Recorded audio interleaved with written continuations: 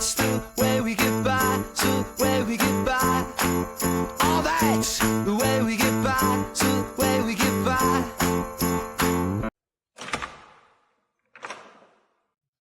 Thank you guys for joining me.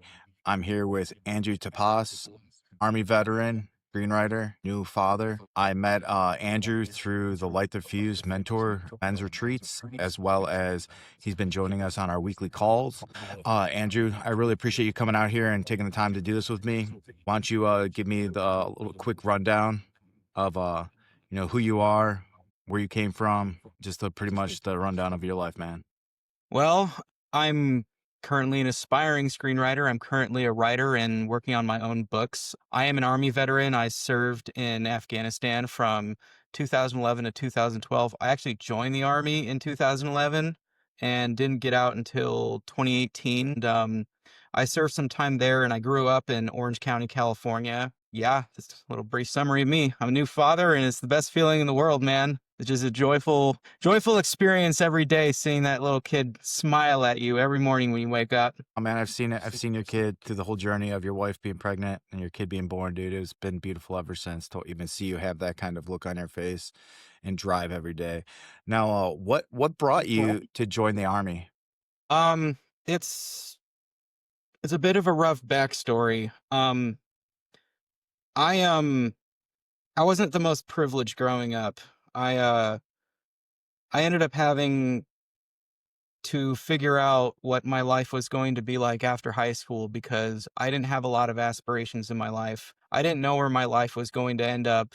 I ended up joining the Army out of survival instinct because my family ended up being affected by the 2008 financial crisis, and I had a mother and stepfather who couldn't make the best decisions for me and my older brother. So I had to put it in my own hands to figure out what my survival strategy is going to be, because I was living in a house to where there was not a lot of food, there wasn't a lot of interaction. We barely sat at the dinner table with each other, so it was it was the development of a very broken family. And I say that with confidence, because um, over time I had been dealing with some at-home experiences and in school experiences that caused me to develop depressive symptoms like an eating disorder. I chose not to eat. I ended up really out of malnourishment, just decided not to eat anymore until it was, the grace and comfort of the close friends that I had that stopped that and really shone a light to me that I could, I had some purpose to live, and it was a struggle for me to join the Army because I was underweight at my age. Yeah. And if it wasn't for my recruiters, man, I wouldn't have been able to join because the biggest struggle for me wasn't all of these doctor visits to show that I was psychologically capable of joining the military. It was the fact that I was 124 to 125 pounds at 18 years old and struggling to get into the Army. And the best way that I could say that I got in was before I ended up going down to MEPS and signing the paperwork. My recruiters they made me eat a lot of food. It was about the size of, they gave me a whole pizza and a burrito to eat, and we weren't about to leave the recruiting station until I finished all of that food. And so, being the young, skinny, malnourished kid that I was really determined for that challenge because I needed to find a way out of my house. I needed to find a way out to make sure that, this wasn't going to be the death of me, because it was. And I did it. It was the most uncomfortable experience, one of the most uncomfortable experiences. But the next day I weighed in and I weighed exactly the minimal weight I was supposed to, just Damn. finally sign the paperwork. And when it came to figuring out what job I wanted to do, I wanted to go into civil affairs. I wanted to do the big time, big boy stuff. But it was more of like joining for the needs of the Army and joining as a 13 Bravo cannon crew member. And so my my recruiter just motivated me, being like, this is Captain Jack Sparrow of the United States Army job, man. So that's what sold it to me, and that was the job that was available at the time, and it was either wait for the right job or wait for this job, and I saw it as a stepping stone. Seeing it as like I can go into this and then probably transfer into something else, but I needed to get the hell out of my house as soon as possible, and so I took it. Dude, I have to laugh just because I was knowing you for the longest time, dude, and all our conversations that we had, it just put the pen to the paper because you were a freaking skinny kid going in the army, and they're gonna put you in artillery, dude. Dude, Yep. the shells alone weighed as much as you. Mm-hmm. Hey, you know what? I did it. Crazy. I did it. I don't know Yeah. how I did it, but you know what? I think I must have been Mighty Mouse or something, but I think just the thought of not ever going back home and actually eating 3 square meals a day, I didn't care how heavy those 155 shells were. Oh, for And they put sure. me on the Paladin, man. They had me training on the Paladin because I was going to go be stationed in Germany, and that was the artillery piece they had there. And you know, when I trained for that piece, I mean, I love going out to the field and shooting those things, but I mean, for me, have be the ammo team chief, like loading up the rounds on those because it was a requirement in AIT. I don't know how I did it, man, but I did it.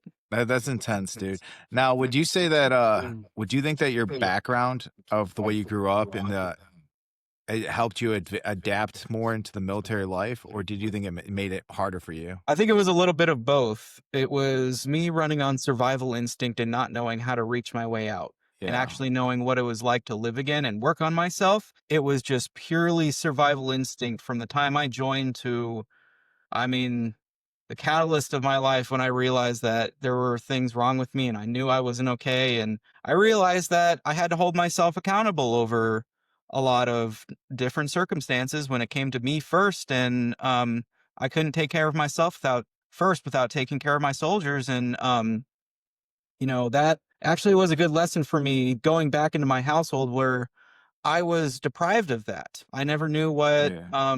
self accountability looked like. I never knew what it was like to really focus on myself because I was too busy being the parent for another parent. Yeah. Dude, that one thing that you just said there, it resonates with me so much just because that survival aspect really hit home because that's how I just felt like since I mean, I've shared about my background to you before and you've read some of my writing and stuff, but that survival element, that pretty much carried me through my military career. Just because the sole fact is I felt like I knew how to survive outside the military, and that element is like almost becomes the default mechanism in your brain to just be like, oh, I've survived this, I could just survive some more. But you'd never really reflect back on that until you start taking care of yourself and loving yourself and giving yourself the right things that you need in life, man. So how were you able to were you ever able to break that like completely, or does that still resonate in your life pretty much to this day? Yeah, I was able to break it and actually take control of it. Um, but that didn't happen until years later because survival instinct is almost like being on autopilot, except Yo, in a different headspace where you're always thinking about the worst possible scenario in your life and how you're going to maneuver around it, or just 2020 hindsight of you've experienced some bad stuff in your life. So how are you going to make sure that never happens again? And it's always hitting your gut, where your gut instinct is what drives you through that survival instinct to make sure that you're trying to live a loving and prosperous life with whatever family you want to have, but then that can get in the way really quickly without you realizing it. And unfortunately, the way that I used that to cope was how I witnessed my parental figures cope with it, and that was through alcohol. dude. Now, this question I got for you is, was there a specific moment in your youth that made you realize that you want to take a different path? Like pretty much like the I gotta get out moment. Yes. So when I realized that it wasn't just one thing. It was a lot of different things. I didn't think anyone in, my area cared about me anymore. I didn't think that my own parents were really caring about me anymore. I mean, my mom was so focused on my stepdad and his problems and his financial Yeah. like stressors that she had to cater to that, and ended up taking care of him way more than me and my older brother. And it was put upon me that I realized this is not the life that I can live. I was already malnourished, I was underweight, I was going to die in the household that I was living in. There was no way that anyone was going to take care of me. I had to take care of myself, and survival instinct that survival instinct came strong. And so the way that I handled that was just, I mean, I'm the smallest guy in the recruiting station right now, but you know what? I wasn't about to talk about where I was coming from and why I was trying to escape that house. And in years later, after my wedding, it dawned on me that joining the military was one of the best things that I've done for myself, because I don't have student debt. I went and got my master's degree all by myself. I was that kid with a learning disability and didn't do my Dude. homework every day. And really, it was based off my home life too, why I neglected my academics and really didn't take it seriously. I didn't take myself seriously. And so I just have to stop and realize what I did was the best move, because after I was married, I went to meet up with my mom post wedding, and she revealed to me that she spent mine and my brother's college savings on my stepdad. Yeah. And I didn't really know how to take that in. I was just like, what? Like, it was Great, almost great as if timing, right? yeah, right. And it was, to me, that was just awkward for me, because it was like, what do you want me to say? Like, oh, don't worry about it. It was a good thing I joined the military, went into Right. combat, and went into these very depressive episodes to where, like, I could have just been another statistic in the 22 club.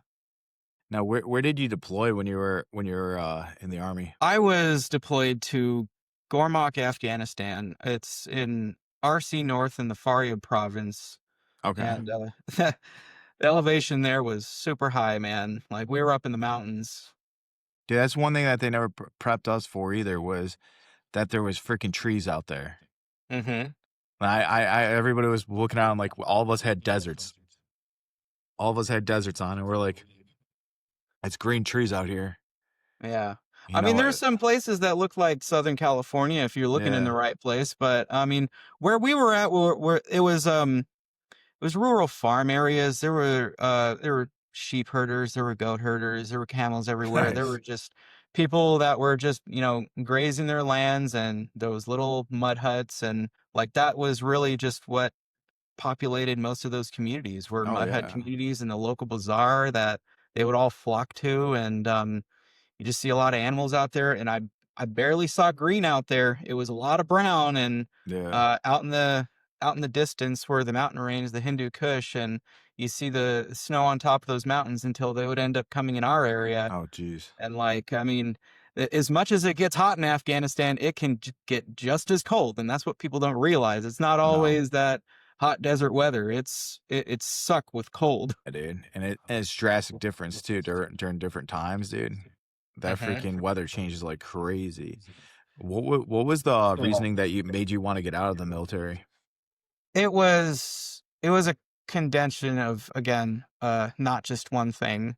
Um, I realized that if this was my path, it wasn't going to be something that could really sustain me any more than I can sustain it. And so, as much as I was hungry to be a leader, and I really tried my best as a leader, and I realized early on that this was no longer for me, but I still kept going.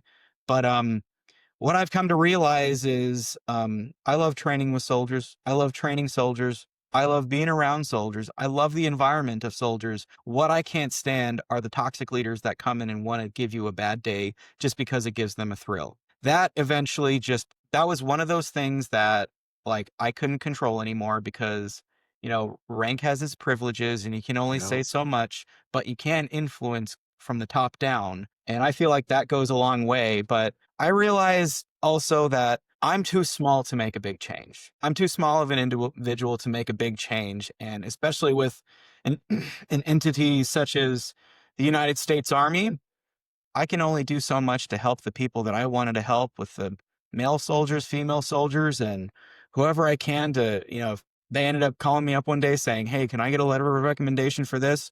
In a heartbeat, dude. If it ended up being one of those random unsolicited contact messages from one of those toxic leaders reminding me about who I was or who they think I was, Yeah. I mean, that's just another boundary that I have to set. And unfortunately, when I had been around these toxic leaders, the best way that I could handle them was, if they're going to be hostile in their intents, I was going to be on defense, and I was tired of that environment. I was tired of that culture. I was tired of that. Everyone's got to be this alpha male complex bullshit that ends up really, at the end of the day, from what I see, can get someone hurt or hurt their Oh career or yeah. hurt their ability to be able to, move up in the ranks or and it's like I had a different philosophy and I realized, I could still be a leader. I could still, be a leader not just to soldiers, but, my community if I really wanted to take those skills that I got in the army and use it somewhere else. Except realizing that not doing it in not doing it in the army anymore made me realize that this was going to feel like a divorce. It was a hard decision that I had to make. I had leaders when I was in the Army Reserves very much, have my back and support me through that and, move on with my next decision of getting out of the military because it was at that point where I couldn't do it anymore. I wasn't going to train soldiers and bond with soldiers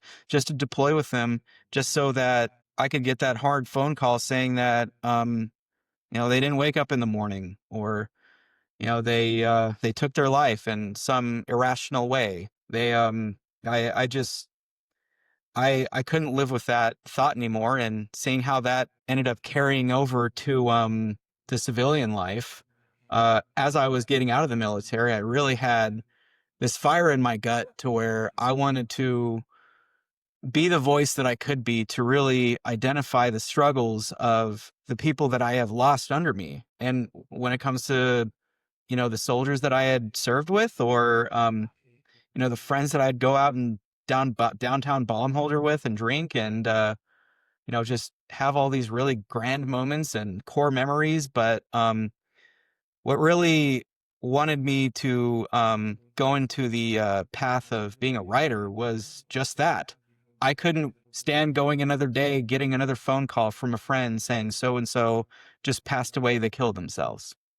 Yeah, man. I understand that completely, dude, because that's the number 22 resonates with so many of us from the post 9/11 era, just because I've known we've lost more guys from my unit to suicide than we did to the actual war.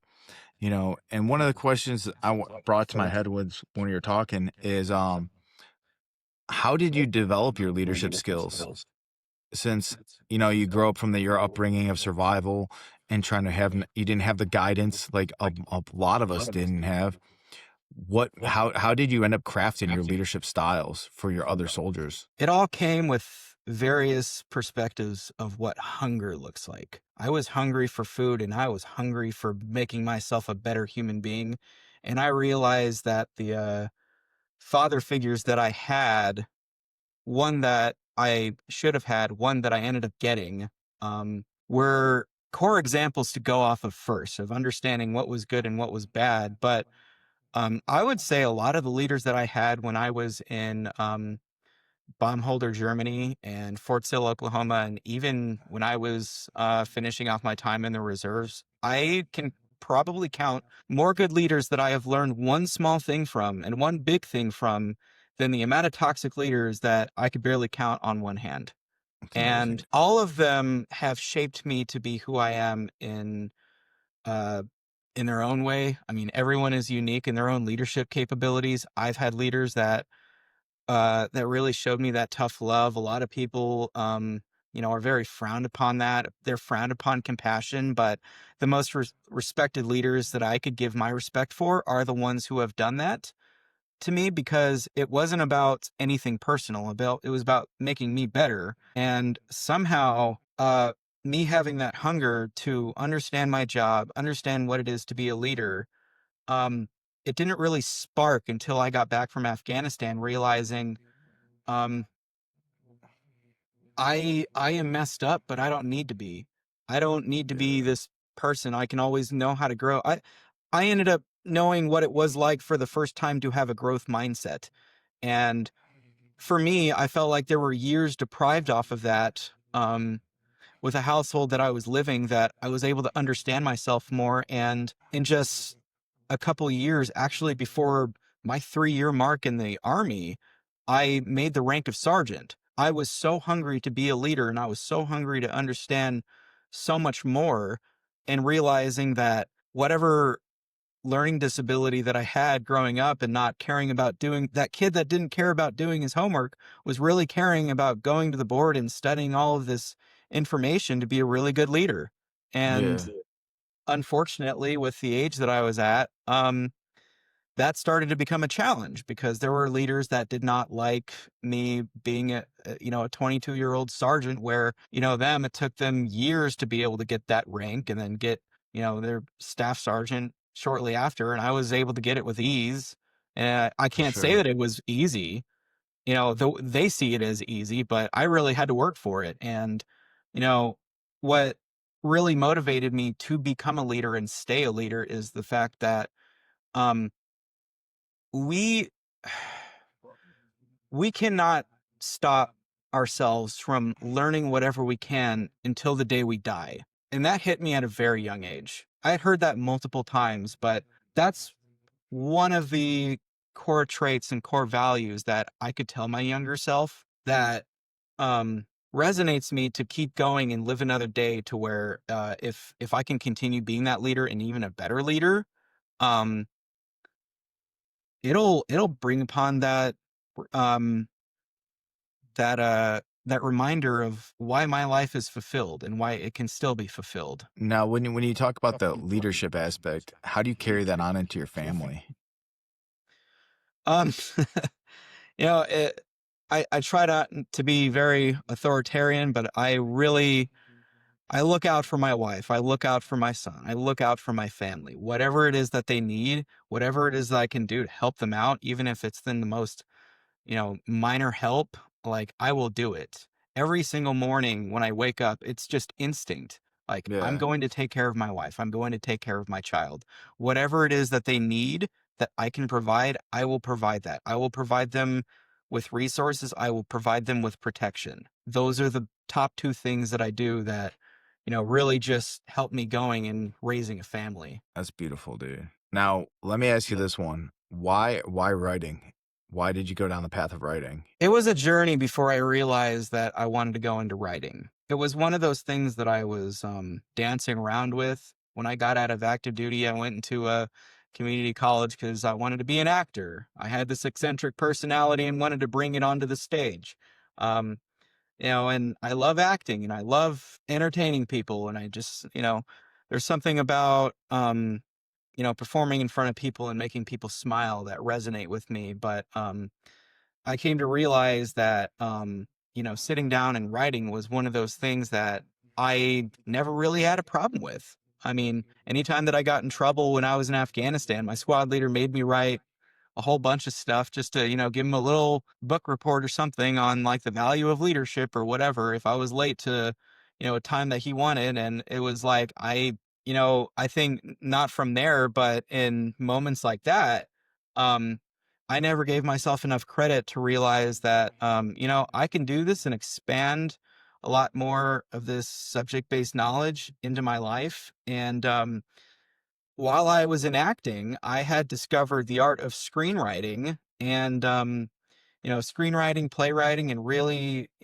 something hit me where it's just like, I want to try to write my own little short film. In Yeah, 2017, I wrote my own little short film that I was going to end up producing and filming. And, I had people, but there was something about that where it just wasn't ready yet. I ended up going into a boutique studio up in LA, and they were willing to put some funding into it. And I came to realize that, this isn't ready yet. I feel like this could be a stronger script. And so I sat on it, developed it, and uh after years of trying and trying through trial and error, I had tried to figure out what I was going to be doing as far as like a bachelor's degree. So I ended up going from getting an associate's degree at a community college in theater and theater arts, and that ended up turning into, while I was in community college, going into cinema and television arts. So I ended up getting a couple of certificates and then transferring over to university to go pursue a bachelor's degree in cinema and television arts to really hone the craft of filmmaking, but my focus was going to be in screenwriting. So I mostly took these screenwriting classes and just to try them out, and I realized that, wow, I am actually really good at this. And it all started out with writing on my own independently, uh, writing my own short film and seeing how far that can go. And it gave me a lot of hope to realize I can do this.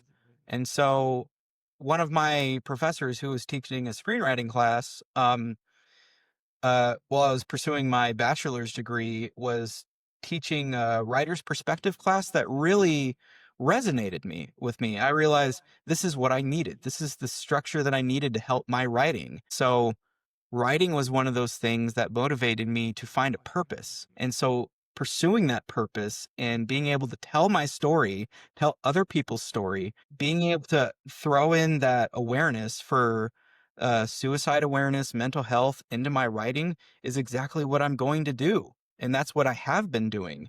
And when I was able to get into grad school, it humbled me knowing that I've made it this far. I'm going to do this on my own. Younger me is just asking, are we going to be okay? And I'm just like, hold tight, kid. We're still working. We're good, but we're still working. And that It, all resonates into my writing. dude, and that whole aspect when you talk about writing and when you discovered your gift of writing, it's was that like a thing that you just happened to come across where you just started to write and then you found out you're really good at it? Because for me writing, dude, or for me reading your writing, it is literally to the point of where you think about an artist that paints a picture, like that detail and the many of like the tips that you've given me about like different words or whatever creates the different flavor into the in the writings. It literally paints that picture so freaking well that you feel it through words. And I've never gotten that through a lot of books, a lot of things that I've read or listened to on audiobooks or anything. But dude, when you write, it is so crazy talented that you can literally imagine the people in your head. You can imagine the way the scene plays out. When did you actually discover that was like your niche, that you knew how to do that?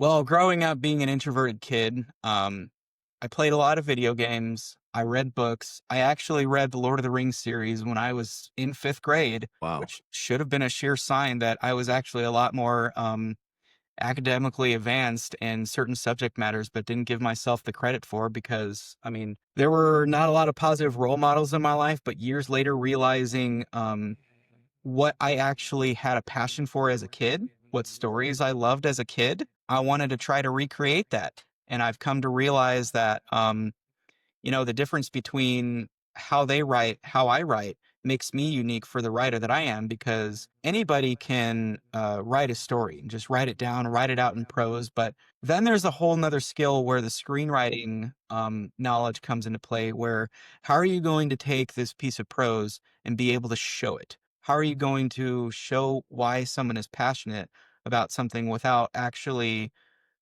saying that they're passionate? It's show, not tell. Yeah. And doing that had to take a lot of time through trial and error and being able to recognize that when you're in your own headspace and you try to act out what the scene is going to be, what is your time and space? What is that area looking like? Who are you talking to? What are you doing? When is this taking place? Where is this taking place? Why are you writing what you're writing? And how is it all going to play out? And I was looking at my board where it gives me a little bit of an outline to keep me on track of how I'm going to show all of this stuff through my writing. So there's a lot of perspective that comes into just one scene that really takes a lot of meditating, and it takes a lot of time, but over time it comes naturally and it comes instinctually. It's not always about writing, pen on paper or keyboard in the Word Excel document or whatever you end up writing your stuff in. It's really about thinking. It's a lot of thinking, it's a lot of headspace, it's a lot of mental labor, but it's being okay with being in that headspace. Now, when you talk about the mental labor, do you think that has something to do correlating with the therapeutic effects of writing? Because the project that me and you are currently working on, that was a lot huge therapeutic benefit for a lot of the guys that we've been working with and we've been talking to, and that was one of the huge impact on my life was to being able to learn how to write and being able to learn how to actually understand it, perceive it, and pretty much channel it back into a different way of a different perspective in my life when I was able to put those words onto the paper or onto the computer or whatever it may be. And that therapeutic benefit all came with processing, thinking about it, like me and you've discussed. Now, what do you think about that aspect towards like your how much mental meditation, all the stuff that you have to put into it, versus just putting it on paper? Well, I think anybody can be a writer. You give yourself so much crap about your writing skills, and I actually love what you have to say about your own life because being able to write about your own life is one thing. It is cathartic. And writing about some other schmuck that you end up pushing into the corner just for entertainment value is a different level of catharsis. It really is depending on how vulnerable you want to bring yourself to be able to tell these stories. Like everyone goes through their series of tragedies. And, the way that you write your stuff is, a sense of honesty and a sense of vulnerability that Yeah. bleeds through the paper. It bleeds through the words. It bleeds through my eyes. And the way that you yourself as a writer, um, it's impressive to know that anybody can do this and how everybody has their own unique voice. And what I have been telling you before is the alternative phrases, where if you end up repeating yourself with a certain phrase where you say it over and over again, find an alternative phrase. It has the same meaning, but it doesn't take your voice away. It's really about how you're going to maneuver that perspective, but still keep it your own, because your perspective is your own, and that's what makes you unique about you. And that literally defines why anybody can be a writer. That's beautiful, dude. Because it helped a lot of the guys out to even write down their past, to write down the struggles that they had, and actually reflect on them. Because I feel like we stuck so much time into the survival mode of it, where we were just trying to get through it and just deal with it. And then once we actually took the time to write things down, it actually started putting the pieces together. Where it's like understanding how it shaped you, understanding how it brought you to who you are today. Because I look at like all the things that I've talked about prior, whether the gang activity, the issues that I've grown up with, and it's like then I started taking personalities to like the personality test to understand myself more and how I interact with people and how I do this. And one of the personality things that came up for me was being a loyalist. You know, you look at like the culture that I grew up in, you're going to be loyal no matter what. No matter how bad the situation is, how bad the gang is, whatever it may be. And I look at how I put the pieces together in every aspect of my life and how it shaped me. And it was so therapeutic to me to actually understand it, break it down, to just move forward with everything in life. So you don't you don't carry that pack anymore. You don't carry the childhood, you don't carry those issues that bothered you so much because that's not you. We look at our parents, or we look at anybody that had a rough upbringing, and you want to be like, that's what I'm going to end up being. But that doesn't have to be. You're the one that has your ability to make those changes, to break those bonds, to be able to forge the new future for yourself, your family, and everything that you could do. And that was so therapeutic for me and all the other guys that we've worked with to even process simple things. Because me and you have similar mindsets when it came to like, dude, I'm gonna tell it as raw as possible. And if it offends somebody, these are my feelings and this is how I feel. And I'm sorry if it does offend you, so be it, because this is my story, this is my perspective. You know, I've always correlated those things to the car crash scenario. 4 of us can all be in a car crash, and we'll all experience it completely different. We'll have 4 different stories to tell if there's 4 guys in the car. We'll have Exactly. 4, you know, we'll literally have a complete different perspective on what happened that day. And that was so therapeutic for me. And I wish more veterans would take that time to actually understand how to write, take the time to do it. And I feel like they don't want to do it because it takes time. It's not that like 6-minute ab or freaking really quick fix, you know, especially being in artillery units, you know how fast things move. Oh yeah. They move fat. They move. If you're already 2 seconds late, you're freaking 4 weeks behind. You know, it's like you don't know. You literally have to move super fast in an artillery unit that you don't even have time to think. Got to get those shells down range, and you know what? That comes with a certain mentality too of uh you have to really get your voice down range, but how are you going to be vulnerable enough to do it?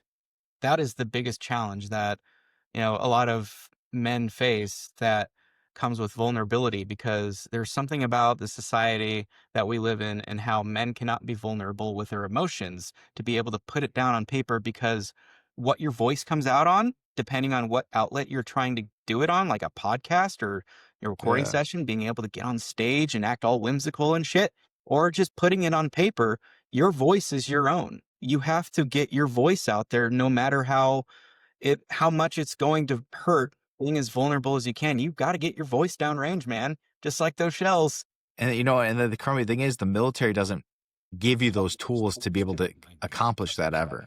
Nope. You know, we talk about that, and it's like, you know, if someone passes away or someone gets killed in action, you are literally to the point of, we got to keep going on with the mission. We got to keep going on. Yes, it's sad. We'll have a memorial service. Just keep moving on. You never have that time to reflect. You never have that time to process what happened.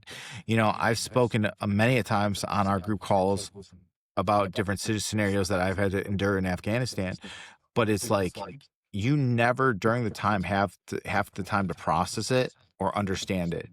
And I've said this before on a couple podcasts before, but it really hit me when we came back home and we were all standing around our company, our battery office, waiting for our first sergeant to give word. And some staff sergeant that was either brand new to the unit or freaking got transferred or whatever, he goes, "Hey guys, vacation's over." And we all looked at him from one of the worst deployments ever, dude. And we all looked at him like, half of us, I don't know who intervened, but half of us wanted to rip his fucking head off, dude. And it was literally to the point where it was like, are you fucking kidding me? And I was like, I don't care what rank you are at this point. Like, we all want to lose our shit on this guy. Cause it was like, we just came back from that and you're going to tell me vacation is over? Like, that was just the tipping point to realizing that we don't get the opportunity or the skills or even the tools to handle half the shit that we do. We get move on, keep going, you know, change your units, do your thing, you know, PCS here, go there, do that, change billets. And then to the point where it's like nobody actually gets that kind of help, where you'll get like a 2-week class where they're like, oh, I'm going to check the box. I'm going to check the box to say, hey, we gave you tools on suicide prevention. We gave you tools on how not to be a jackass out in town. We gave you the tools on how to, you know, reach out to your chaplain or whatever it may be, you know, but they don't give you tools how to navigate the struggle afterwards, you know, and that's where I see a lot of these guys fall downhill because they can't handle it. It's all just some temporary thing where it's like, all right, we check the block, move on. We've got to move on to someone else or not care. And my impression of the environment when you have to go seek behavioral health and go get your head checked and make sure that everything in your life is good, to redirect where you know, you want your emotional state to be, where even if it's developing your emotional intelligence a little bit to be able to handle a lot of different, you know, conflicts that are going on in the workforce or even in your home life. The military does a really bad job with that, being able to reintegrate soldiers back from a combat environment Instead, they just throw like, "Oh, hey, do this fun activity, do this fun activity." Because when I got back to Germany from Afghanistan, I was going scuba diving. I was going, you know, we did all these activities. We went paintballing a couple of times. I went skiing up in the French Alps. I traveled all around That's Europe. cool. I was still messed up. I Yeah. needed to talk to someone, and I needed to unpack what that experience was because, mind you, when I left for the first time, this scrawny little kid who was trying to escape home, malnourished still, and I gained a couple of pounds while I was in basic and going in Afghanistan. I think when I was in Afghanistan, I was 145 pounds. I was still a little guy, but um, when I joined the army and I left for basic training in April of 2011, I was in Afghanistan by that fall. So not being able to process the home life that I ran away to escape in my own perspective, I was coming back from an environment to where there were pop shots almost every damn day. Yep. And, just every time we were going out of the wire, it was always that gut instinct of like, oh, something's going to happen. Sometimes something did. Sometimes it would just be a short lived, pop shot session. Sometimes you'd have to stand your ground and be like, all right, these guys want to Rochambeau. And it's like, I I'm humorous about that, but at the time I couldn't process any of those moments because those start to stack up. No, And when you're dude, you're 100% right though.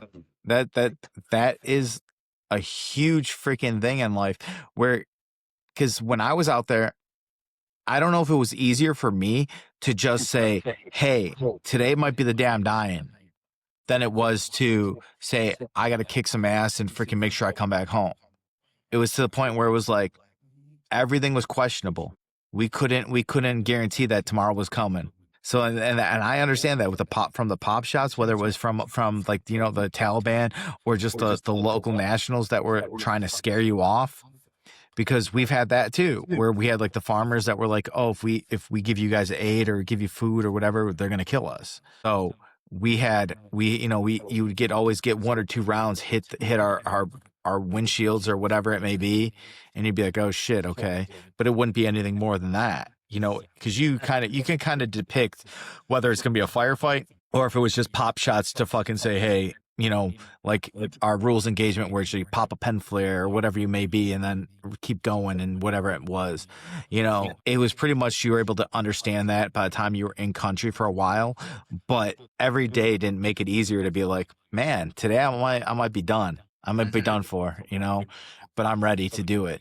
And I feel like that played a huge, huge psychological mess up in all of our heads too, because a lot of us were prepared. Yeah, and being adjusted to that environment where you're like, oh, is it going to be a hit and run day? Because anytime something like that happened, we were at this checkpoint, and that kind of scenario happened where we heard a couple of pop shots, but then it was over, and it was like, oh, I just hit and run, and it was over. We're carrying on with the rest of our mission, and then sometimes we would say, oh, hit and run, but then they would come back, and we'd charge up our rifles and start gunning them down, and but when you're so in tune with that environment and then going back home to a place where you find solace and comfort, that's when all of those experiences start to surface. And that's what was messing me up, was unable to find an answer for all of this like stuff happening. Like, why am I alive right now? I should have been dead. There has been so many moments where, it has messed with my head so much, and especially being the fucking new guy who came out during late deployment Yeah. and being the youngest guy on the lowest guy on the totem pole, one of the youngest guys out there, and just being the target of being fucked with constantly in and out while in an environment like that, that's stacked too. That's stacked so much to where I just couldn't find any coping skills to help myself bounce back into what I was used to. I have to ask you this one though, is because you said that you were the youngest guy to be fucked with. How did you handle that out there? Because I've had some grown ass men. I mean, we're all grown ass men at this point, and I've had some guys that were completely like ran through the ringer to the point where they weren't like squad guys. They weren't freaking on fire teams. They were usually guys that stayed back at the fob or whatever it was, and they'd be doing guard duty. Manning a post for freaking 12 hours or maybe, and then they come off, and then some hard-nosed staff sergeant was like, you're filling sandbags now, bro. You ain't sleeping. Go fill some sandbags. Go do this. Go do that. I remember coming across one of my Marines, younger dude, and he was like, I'm tired, dude. He's like, I am so freaking tired. He's like, I just got off a 12-hour post. Now I'm filling sandbags for 3 hours before I can even go back to bed and then wake up 2 minutes later for freaking back to post. And I'm like, say something. Fucking say you can't take it anymore and freaking say that you need to get your ass off of this and be like, I need to get some sleep. I need sleep.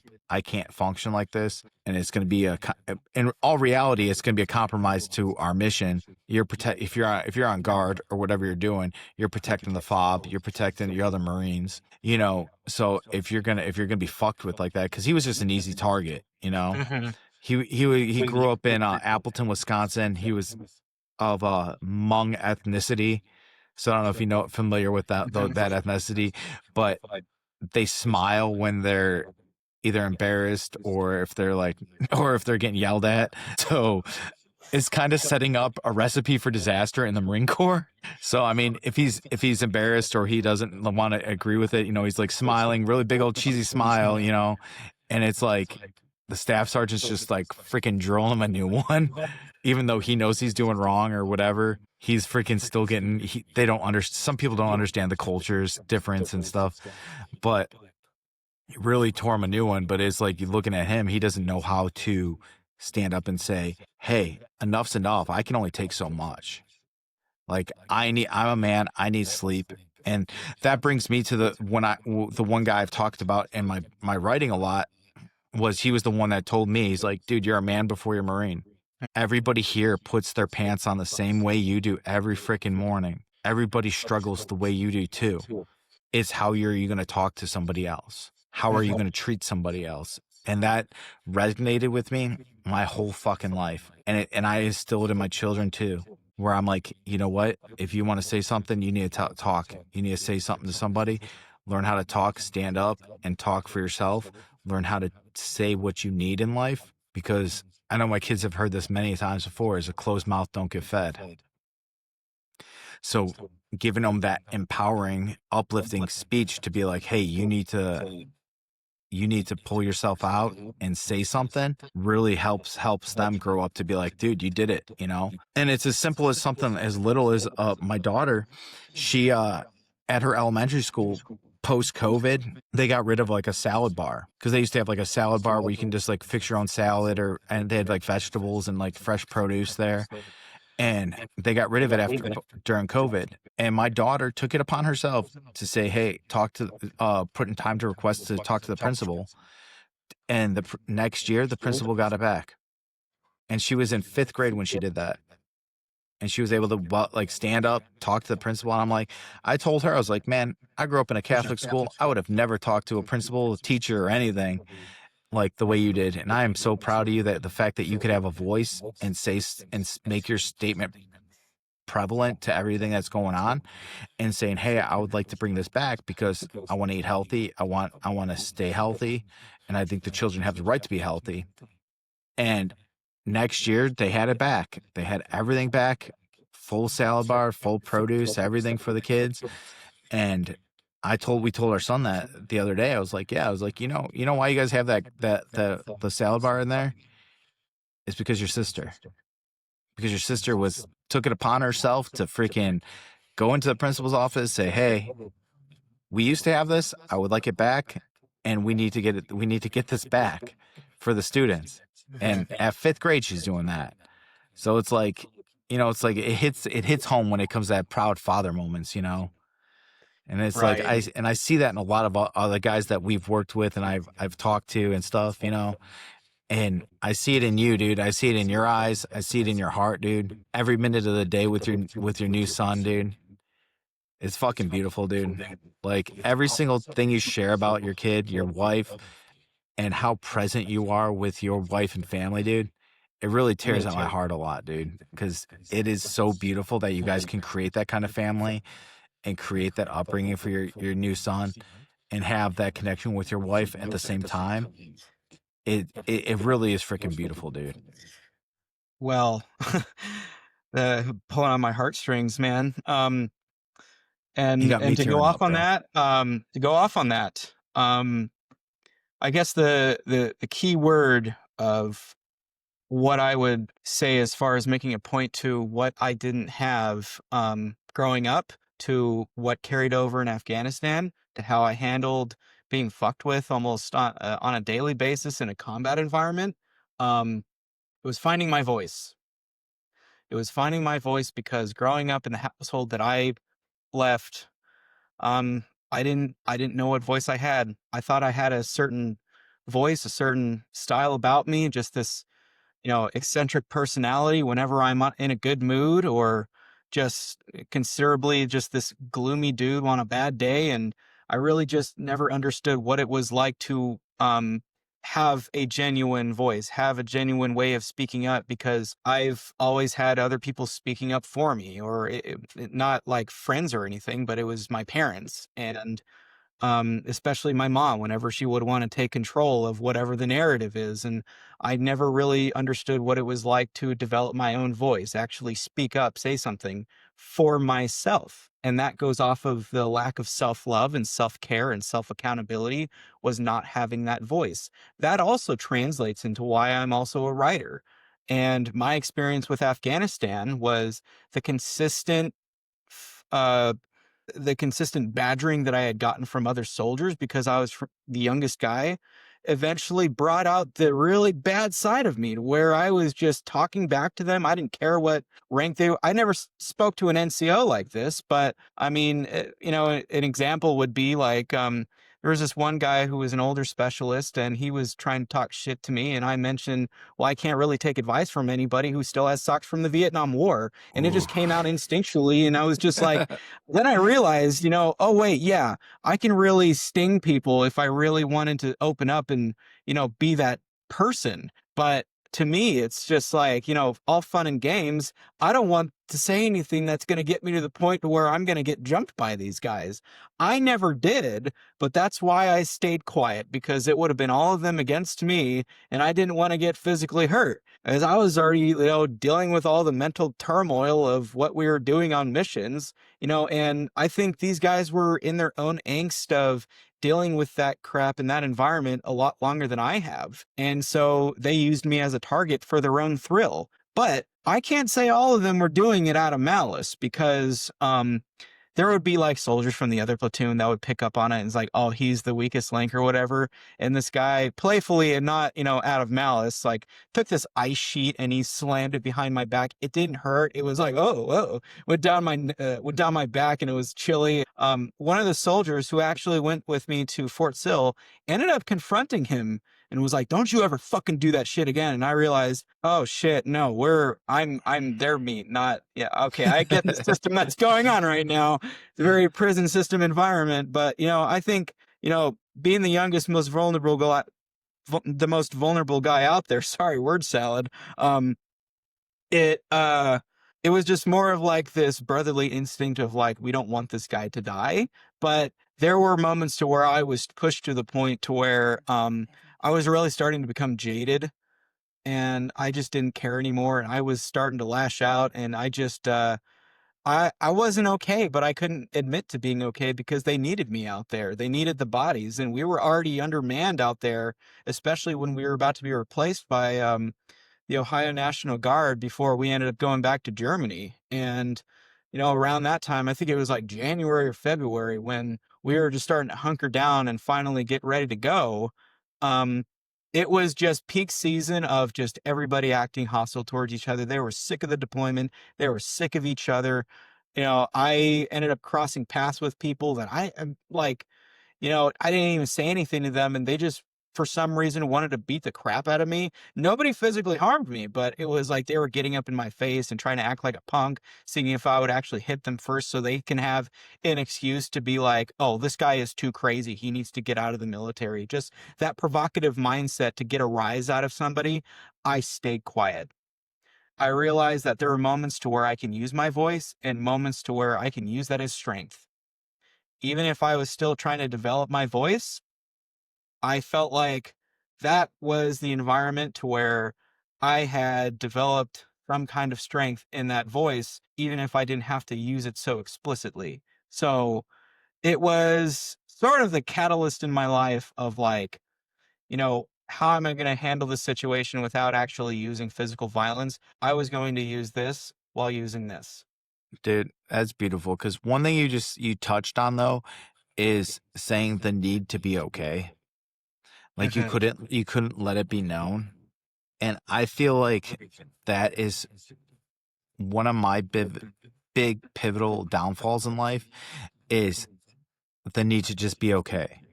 Like even in like I find it even in like tough situations with like my family where it's like me being the father, the husband, everything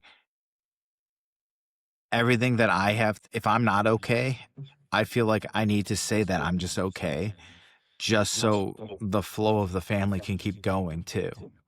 It's like we talked about like how like even in your soldiers, it's like the need for everything to be okay, to be like you got this, so you have to put everything else on the back burner. Do you think that affects you at all? And how you are with your wife and your new child too, where it's like if your wife's dealing with some shit and I know I get it where it's like the newborn child crying, sometimes it's sleep lax, everything starts, ramping back up, you know, is it still hard for you to say that I'm not good right now?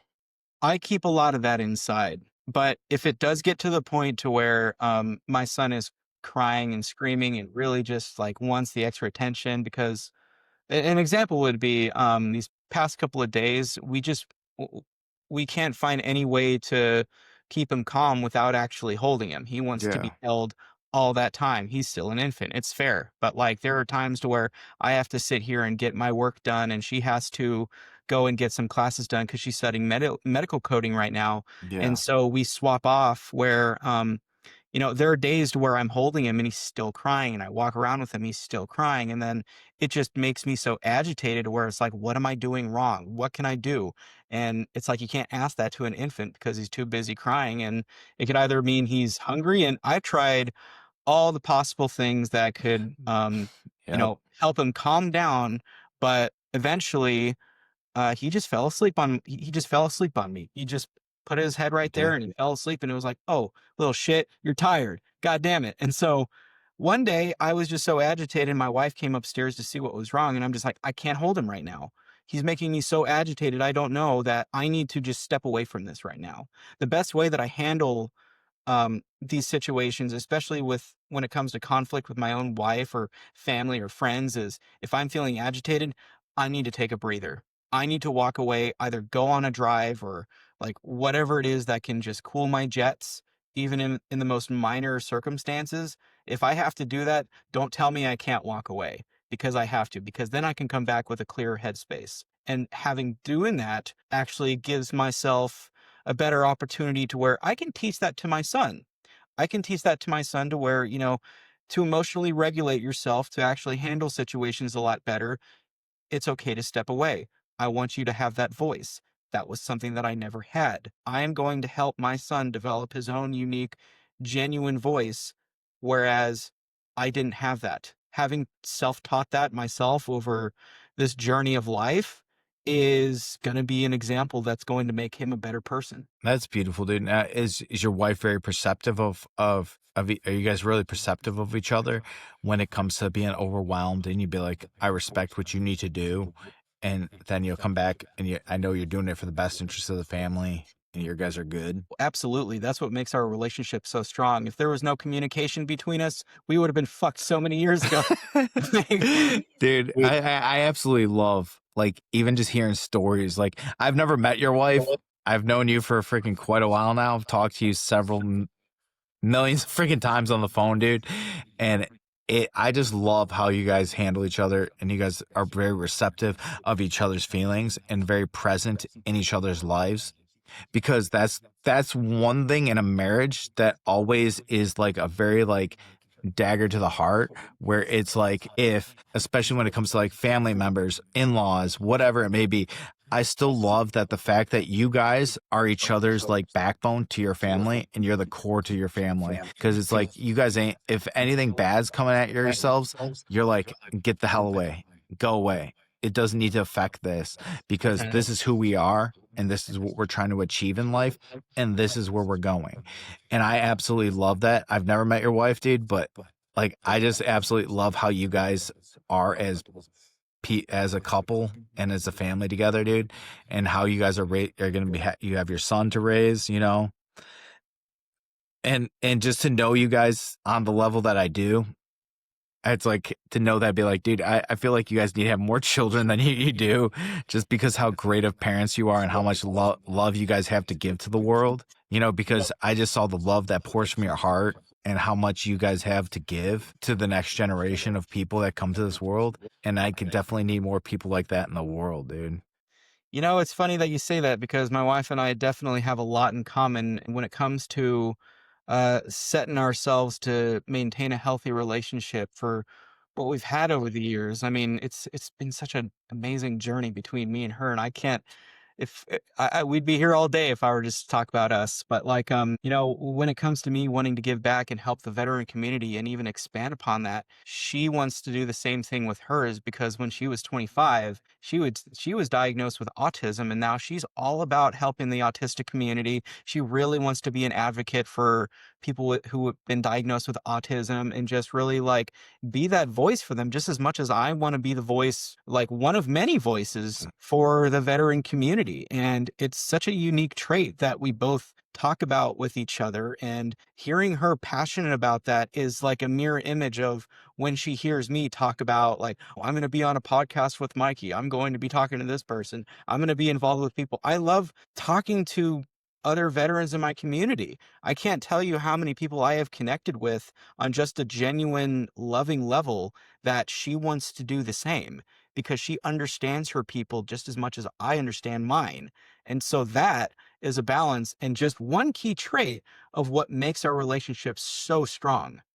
And that's so beautiful to even hear that, because especially when you talk about how like your wife talking about advocating for autism and everything like that, to have that kind of drive and have that kind of love for that community, because that's a hard patch to navigate too, because you know, coming from, like, you know, you talk about introverted levels to different things that we talk about, you know, it's hard to break those barriers. And for her wanting to be able to do that, that's very commendable to even see that kind of sign from both of you guys, because I feel like it's more or less it's feeding off of each other. Like she has a passion in her heart and you have a passion in your heart, and it's allowing that to thrive in each other, and it's feeding off each other so much, you know. And that's why I solely believe, dude, and I really do believe, dude. I know at this point I don't really care if you guys have childcare in the future, but if you even have to drop your kid off with us for freaking a week, dude, but you need to sign up for the OHOP retreat, dude. It's you and your wife would go up to Alaska for a week and really like explore, connect, and everything, dude.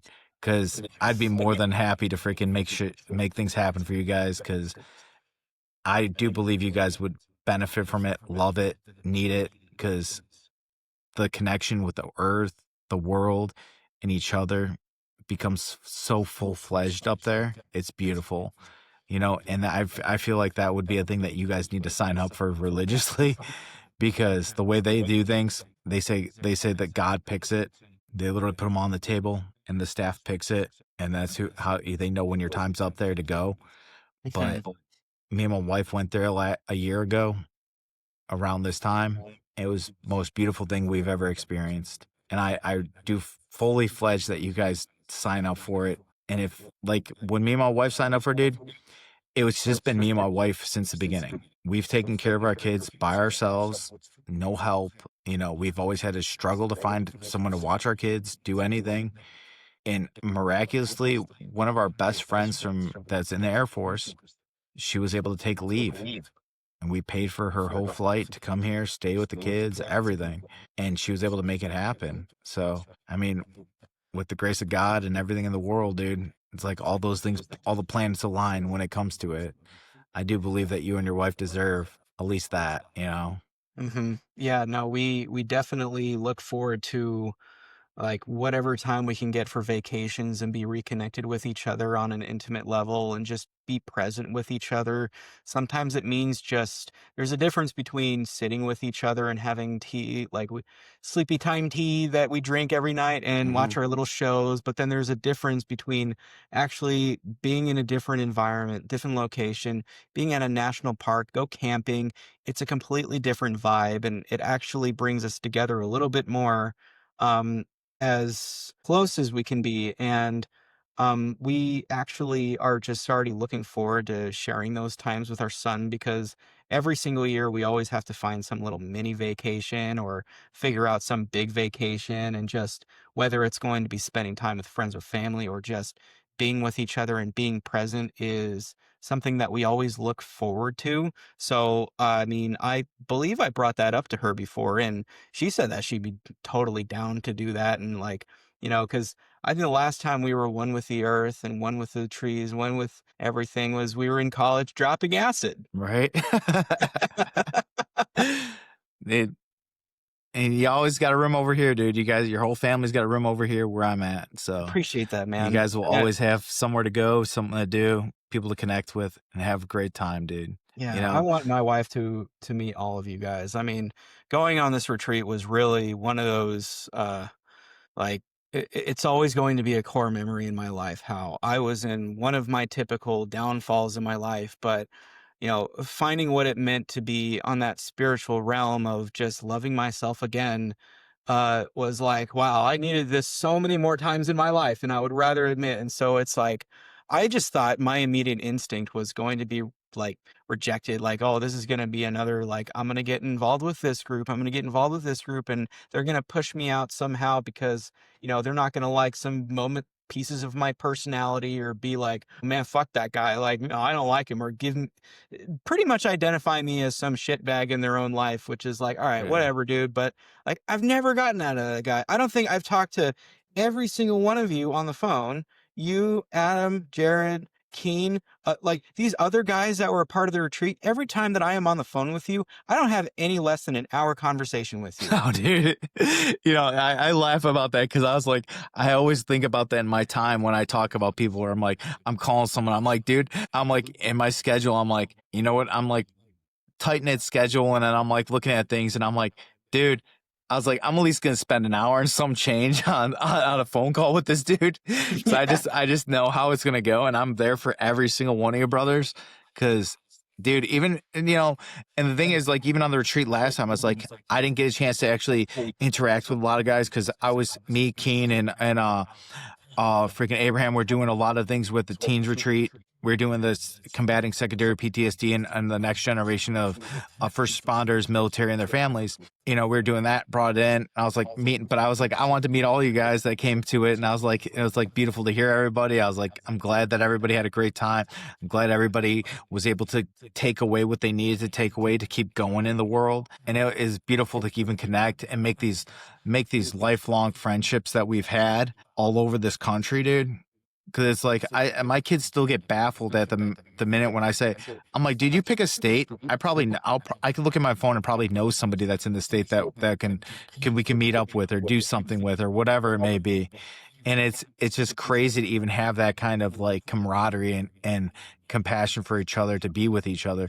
Because it's like, dude, it's like I've talked to you. I met you at the retreat maybe freaking 15 minutes when I'm in between everything I was doing and what we were doing.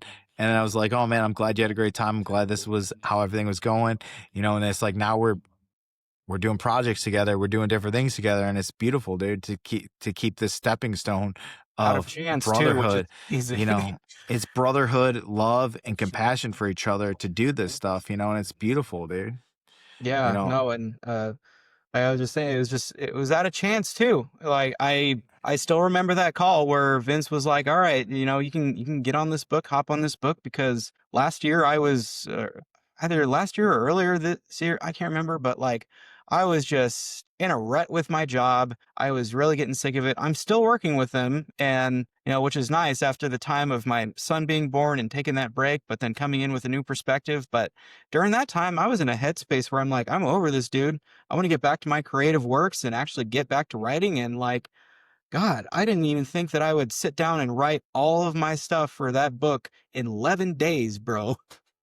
Well, you're a good freaking writer, so it took you a lot less time than it did a lot of us. So, but I mean, it's such a good thing to even see that, to even have you on board with that kind of writing. Because I've read your movies, you know, even series that you've been putting out, dude. I absolutely loved it, and I hope that it eventually comes to a term where, you know, I see it on TV one day. Hell, Yeah. maybe fucking put my ass in one of those seats, dude. Yeah, no, Second, it's definitely a dream that is you not know, yet dead. And what's actually unique about the script that you read, the pilot, yeah, that was developed from the very first short film that I wrote. that's dope, dude. Because That story has been on such a journey, and that is also the story that I'm writing out into books right now, to where I want to be in tandem of like, I've pretty much got an idea of how this show is going to go, but I yeah, need to finish those freaking books first. no, I get it, man. Because I was like, even reading that, freaking the all that whole freaking pilot, I was like, dude, I could play this dude. I could freaking do this dude. I was like, I resonate so much with this guy's life, and I'm like, that's how I feel so much, dude. And I was like, I absolutely loved every bit of it, dude. And I freaking hope that I pray that it goes somewhere, dude, really good, because that talent shouldn't be wasted in the industry that is today, because I believe so much in it, dude. And that's why I hope one day that it becomes full circle, and I see it on TV, and I'm like, whether I'm part of it or not, dude, I fucking want to see that shit become full-fledged into a TV series and everything like that.